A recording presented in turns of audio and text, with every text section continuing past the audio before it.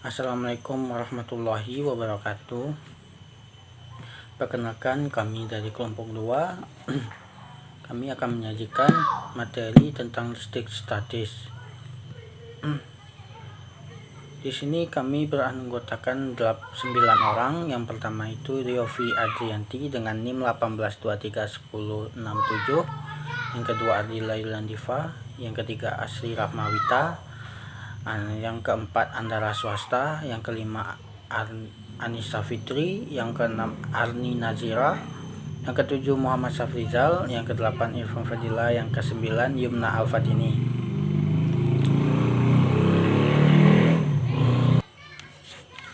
Baiklah, untuk materi yang pertama akan dijelaskan oleh rekan saya, Muhammad Safrizal. Kepada Muhammad Safrizal dipersilakan untuk menjelaskan materi yang sudah kami bagi. Yang dimana memiliki KD, yaitu pertama menjelaskan konsep listrik statis, muatan listrik, potensial listrik, hantaran listrik, kelistrikan pada sel saraf, dan contoh hewan-hewan yang mengandung listrik. Yang kedua yaitu melakukan percobaan untuk menyelidiki muatan listrik statis dan interaksinya serta sifat antaran listrik bahan. Kita masuk kepada materi pertama, yaitu tentang muatan listrik yang akan saya jelaskan sendiri. Seperti yang kita ketahui, atom terdiri dari 3 partikel subatom. Yang pertama yaitu ada proton yang dimana bermuatan positif, ada neutron yang tidak bermuatan, ada elektron yang memiliki muatan negatif. Di sini listrik ini yang sangat berperan penting yaitu adalah proton dan neutron, karena neutron tidak bermuatan, maka neutron tidak memainkan perannya di sini. Apabila atom kelebihan elektron, maka atom tersebut bermuatan negatif atau disebut dengan ion negatif.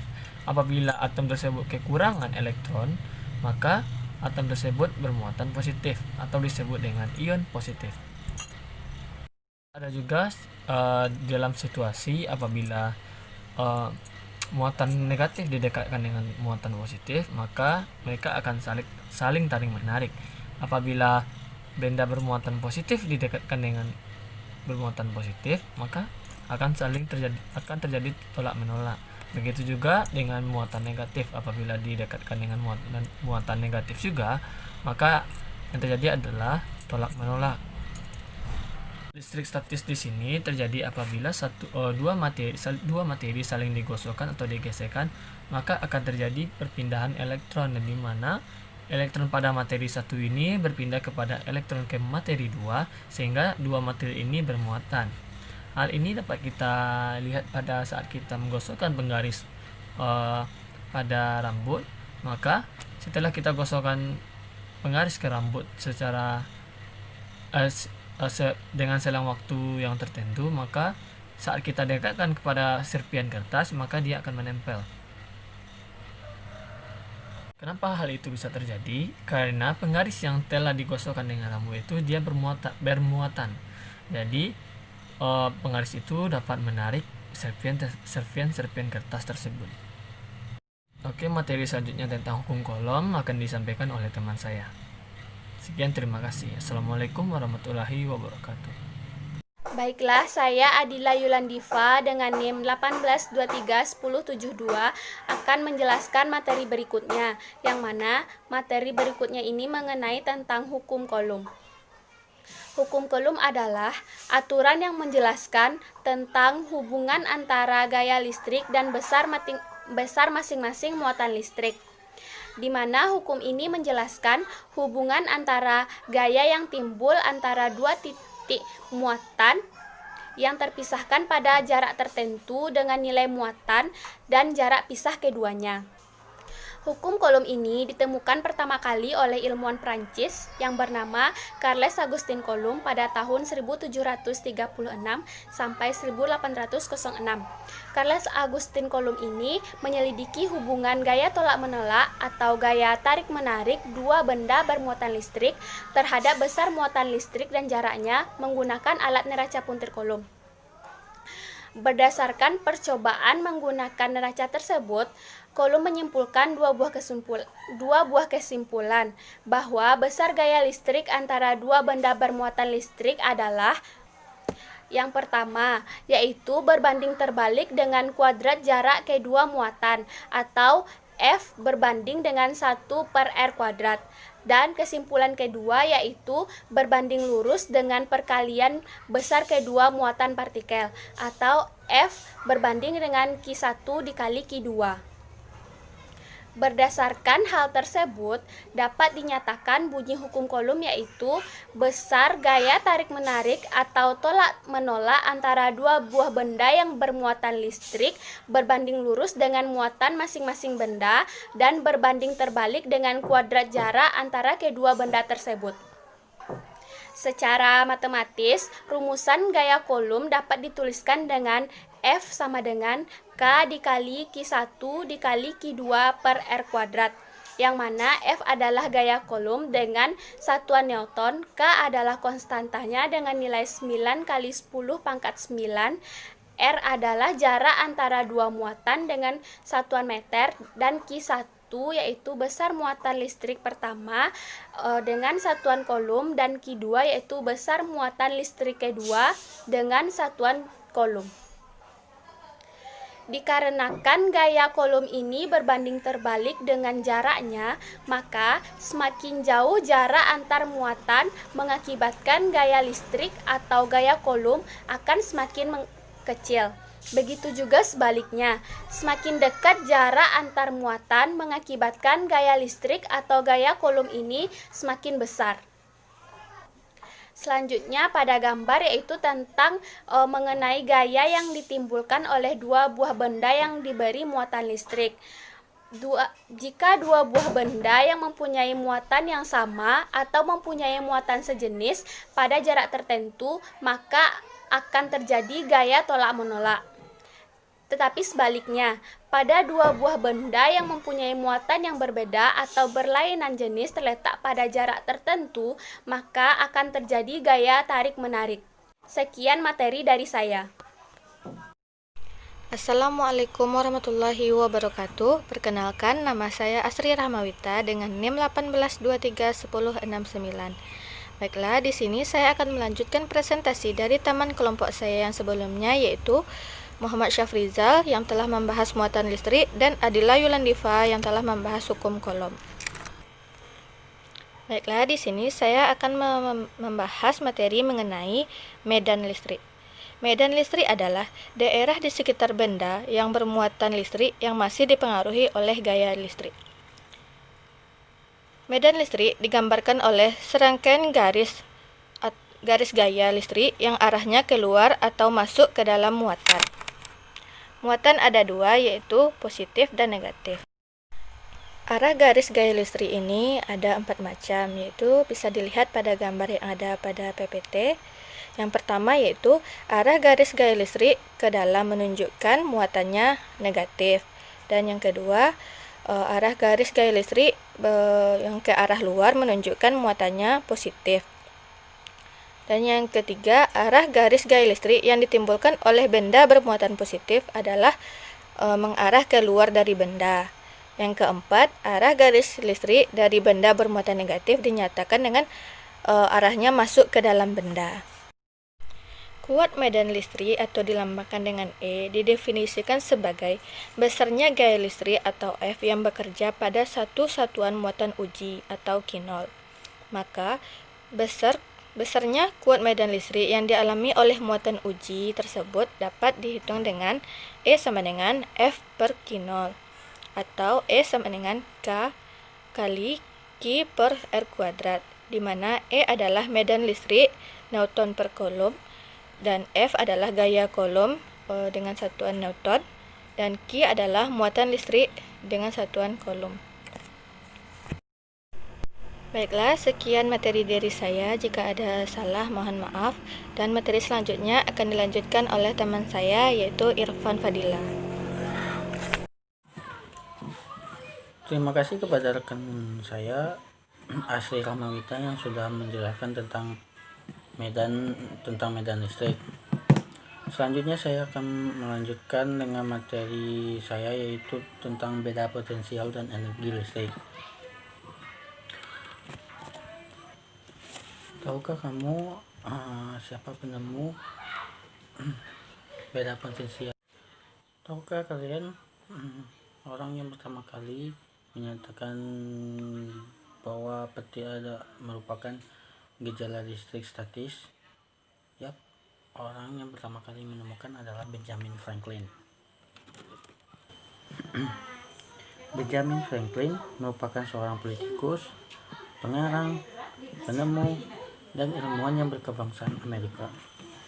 Menurut Benjamin Franklin, petir terjadi akibat perpindahan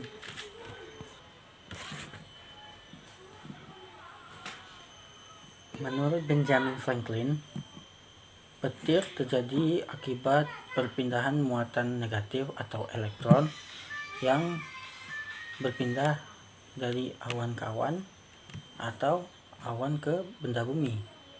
Maka terjadilah gesekan yang mengakibatkan bunyi deras atau petir.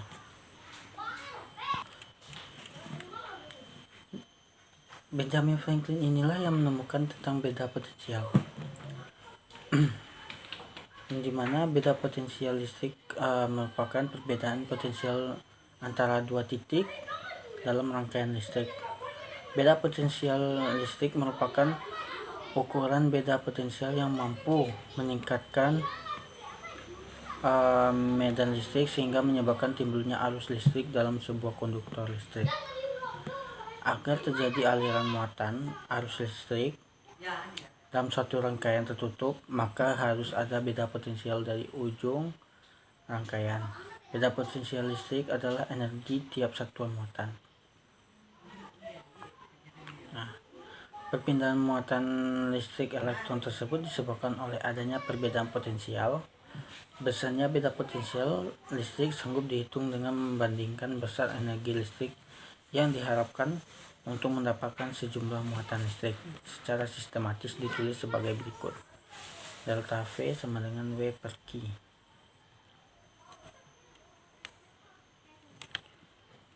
Sekian materi dari saya. Saya lanjutkan kepada Ani Nazira. Kepada Ani Nazira dipersilakan untuk menambahkan materinya dan menjelaskan tentang video tersebut. Terima kasih.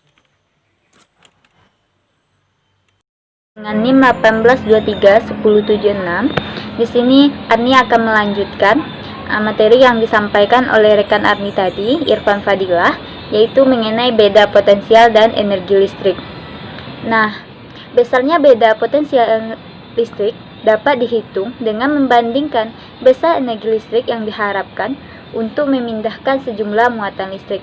Nah, rumusnya yaitu delta V sama dengan W per Q. Delta V itu adalah beda tegangan listrik yang satuannya volt, W adalah energi yang satuannya joule, Q adalah muatan listrik yang satuannya coulomb.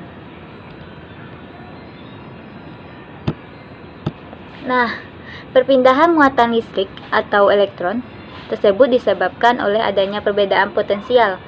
Besarnya beda potensial dapat dihitung dengan membandingkan besar energi listrik yang diharapkan untuk memindahkan sejumlah muatan listrik. Arus listrik itu dapat mengalir lantaran adanya beda potensial. Baterai sanggup mengalirkan arus listrik lantaran baterai mempunyai beda potensial antara kedua kutubnya, yaitu kutub positif dan kutub negatif. Nah, kutub positif ini mempunyai potensial yang lebih besar daripada kutub negatif. Dengan demikian, arus listrik pada baterai akan mengalir dari kutub positif ke kutub negatif. Perbedaan potensial antara dua titik dalam suatu rangkaian dinamakan dengan tegangan. Biasanya, baterai mempunyai tegangan yang tertulis pada pecahan luarnya, misalnya 1,5 volt.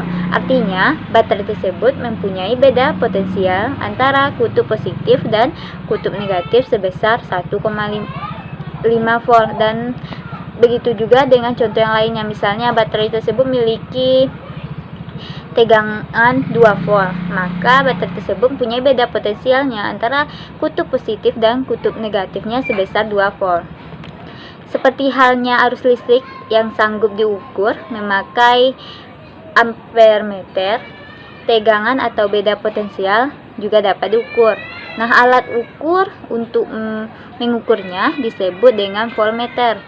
Ada perbedaan cara mengukur beda potensial dengan cara mengukur arus.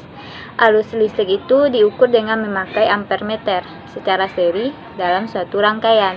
Sedangkan mengukur beda potensial listrik dilakukan dengan memakai voltmeter sejajar atau paralel dalam satu rangkaian. Nah, bedanya itu yang arus listrik itu memakai ampermeter secara seri, sedangkan potensial listrik itu memakai voltmeter secara paralel. Nah, benda yang bermuatan listrik positif, apabila benda tersebut melepaskan sejumlah elektron, maka benda akan bermuatan negatif apabila mendapatkan elektron.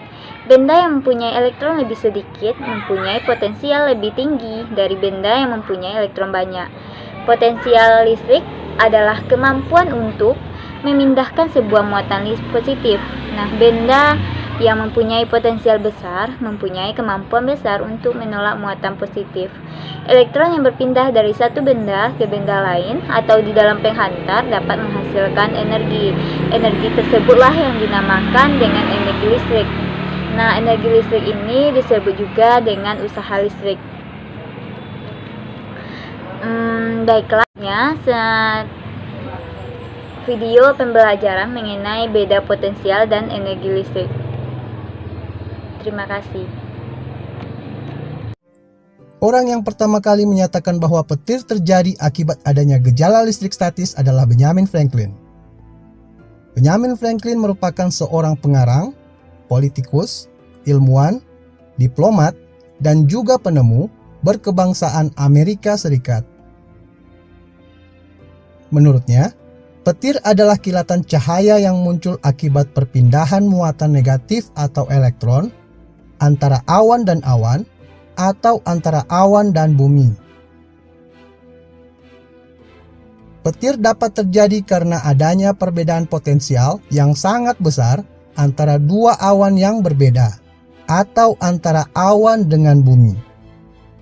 Sehingga akan terjadi lompatan muatan listrik atau perpindahan elektron secara besar-besaran dari awan ke bumi atau dari awan ke awan lainnya.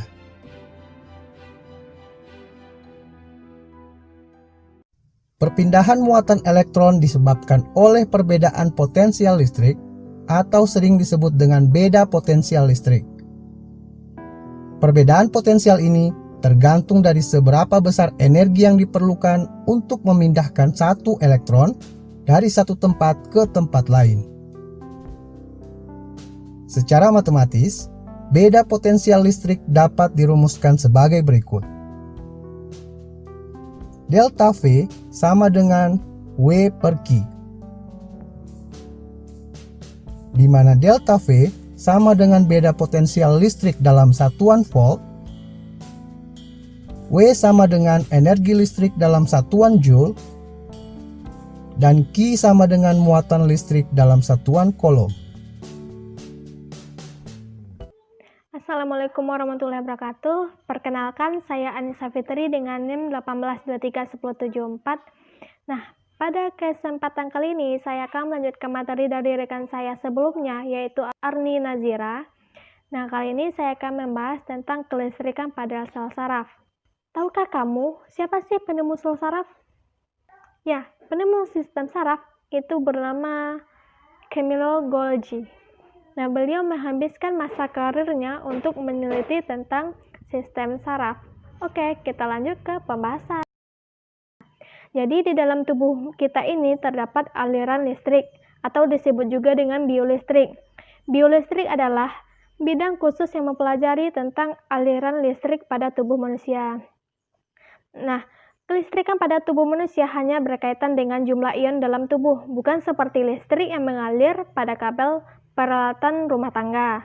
Nah, listrik yang terdapat pada tubuh manusia ini berupa ion negatif dan ion positif. Ion positifnya berupa kalsium dan natrium, sedangkan ion negatifnya berupa klorida.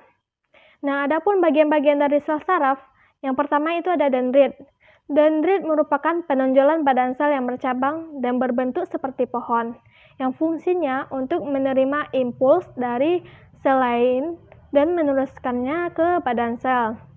Yang kedua ada badan sel. Badan sel merupakan bagian yang di dalamnya terdapat inti sel dan dikelilingi oleh sitoplasma. Badan sel ini berfungsi sebagai bagian sel saraf yang meneruskan impuls dari dendrit ke akson. Nah, yang ketiga itu ada akson. Akson berfungsi meneruskan impuls dari badan sel ke sel saraf lainnya. Akson ini merupakan penonjolan pada badan sel yang berbentuk panjang dan silindris. Ujung akhir dari akson dikenal dengan terminal akson. Nah, yang keempat ada selubung mielin yang berfungsi untuk mempercepat impuls saraf dengan membantu terjadinya loncatan muatan. Bagian ini dihasilkan oleh sel sekuan yang berupa selubung lemak yang berlapis-lapis. Nah, yang kelima ada nodus Ranvier yang merupakan daerah terbuka yang tidak terselubung dengan mielin. Berfungsi sebagai tempat terjadinya tarik-menarik muatan listrik di membran sel saraf. Nah, sekian pembahasan dari saya. Materi selanjutnya akan dilanjutkan oleh rekan saya, Andara Swasta.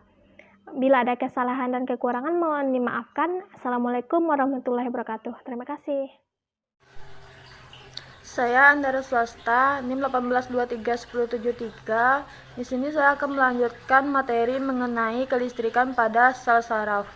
Kelistrikan pada sel saraf berhubungan dengan ion, di mana ion ada yang positif dan ada yang negatif. Sehingga aliran listrik yang ada pada tubuh manusia atau yang dikenal dengan impuls saraf berarti berhubungan dengan aliran ion yang ada pada sel saraf itu sendiri. Di sini ada gambar sel saraf yang dihubungkan dengan voltmeter. Voltmeter adalah alat yang digunakan untuk mengukur tegangan listrik.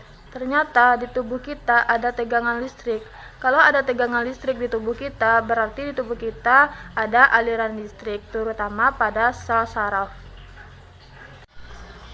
Di gambar dapat kita lihat bahwa ion-ion yang berhubungan pada sel saraf ada ion Na+ yang berwarna kuning, ada ion Cl- yang berwarna hijau, dan ada ion K+ yang berwarna biru, di mana kelistrikan pada tubuh kita tidak terlepas dari ketiga ion tersebut.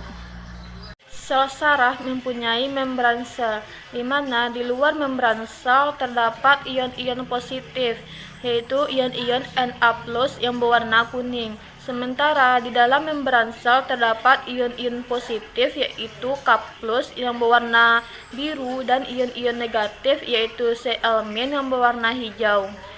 Muatan yang ada di dalam dan di luar sel tidak dapat saling tarik-menarik karena dipisahkan oleh membran sel. Tarik-menarik akan terjadi jika ada zat kimia yaitu neurotransmitter yang berguna untuk mendorong jalannya impuls saraf. Selanjutnya yaitu proses kelistrikan pada sel saraf. Proses kelistrikan pada sel saraf dimulai saat neurotransmitter dilepaskan dari akson ke dendrit. Impuls atau rangsangan akan diteruskan ke sel saraf berikutnya. Neurotransmitter mengakibatkan tarik-menarik antar muatan, sehingga muatan Na+ yang mulanya berada di luar akson akan masuk ke dalam akson. Saat muatan Na+ masuk ke akson melewati membran sel, rangsang listrik akan mengalir ke ujung akhir sel saraf.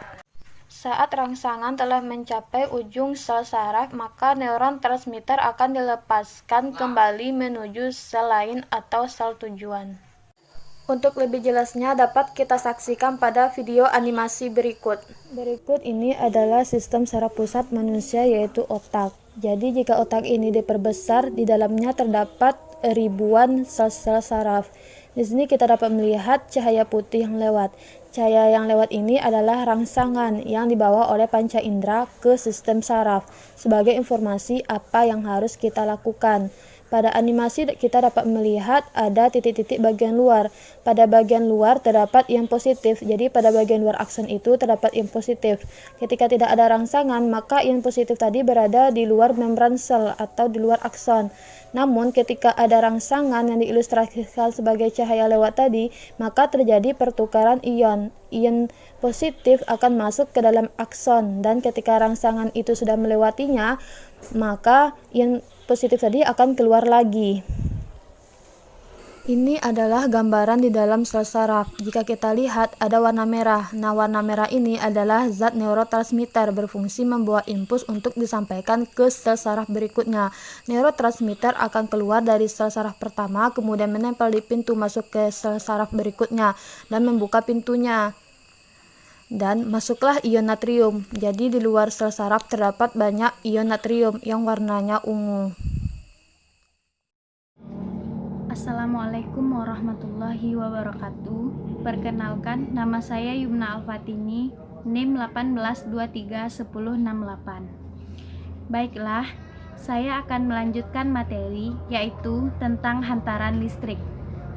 Penghantar listrik adalah suatu zat yang dapat menghantarkan listrik baik berupa zat padat, zat cair maupun zat gas. Hantaran listrik terbagi atas 3 jenis.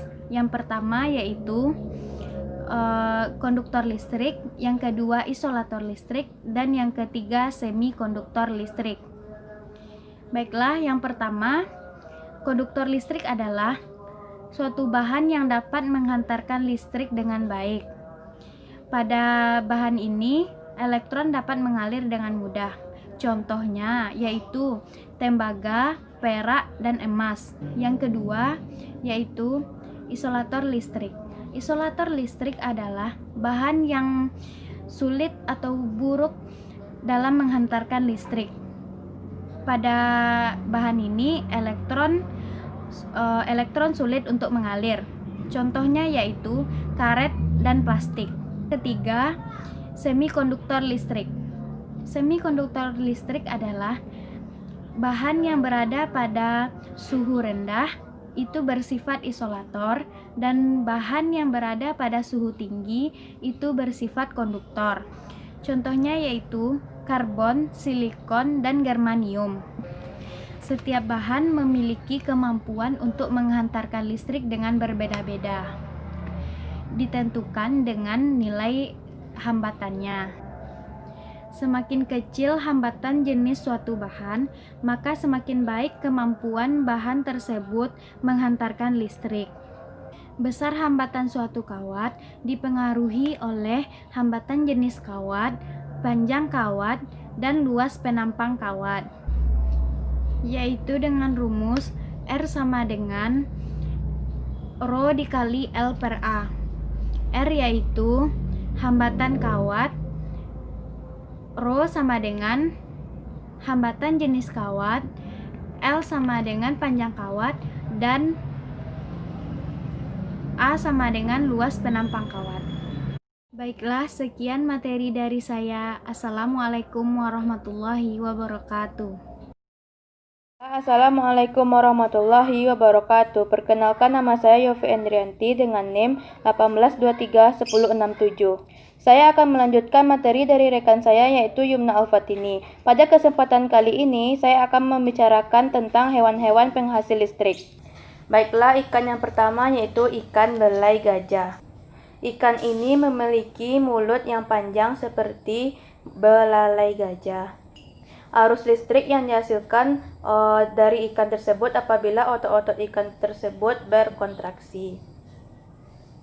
Maka saat otot-otot ikan itu berkontraksi, di sanalah ikan dapat mendeteksi keberadaan predator dan mangsa-mangsa yang akan menyerang ikan tersebut. Baiklah, hewan yang kedua yaitu ikan pari elektrik. Pada ikan pari elektrik ini, kedua sisi kepala ikan mampu menghasilkan arus listrik sebesar 220 volt. Besar tegangan ini sama dengan besar tegangan listrik yang ada di rumah-rumah masyarakat. Selanjutnya, hewan yang ketiga yaitu hiu kepala martil. Hiu kepala martil ini memiliki organ produksi listrik yang terletak di kedua sisi kepalanya dan akan menghasilkan tegangan arus listrik sebesar 220 volt. Hewan yang keempat yaitu yang bernama Echidnas. Hewan Echidnas ini memiliki moncong panjang yang berfungsi untuk pengirim sinyal listrik untuk menemukan serangga di daratan. Hewan yang kelima yaitu belut listrik. Di bagian ekor belut listrik ini terdapat baterai kecil berupa lempengan horizontal dan vertikal yang berjumlah hingga 5.000 buah. Dan arus listrik yang dihasilkan oleh belut listrik ini sebesar 1 ampere.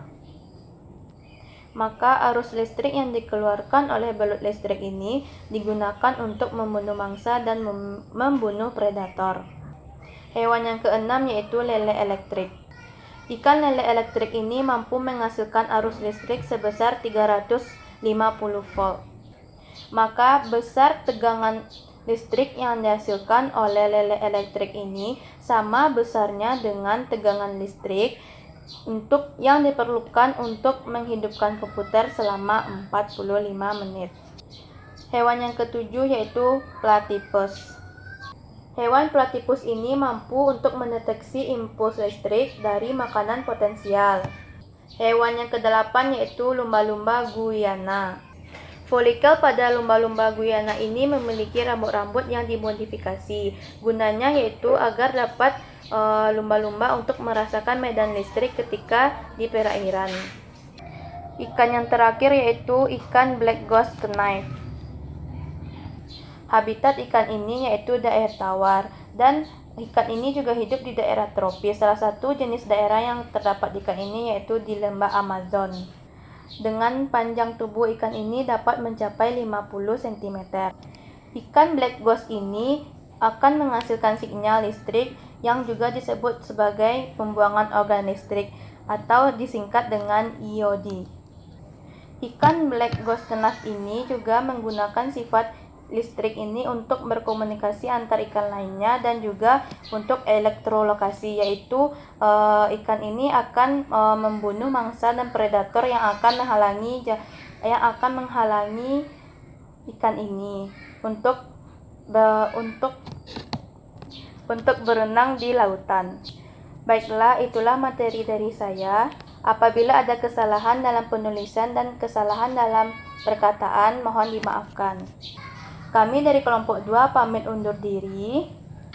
Wabillahi taufik wal hidayah. Wassalamualaikum warahmatullahi wabarakatuh. Terima kasih.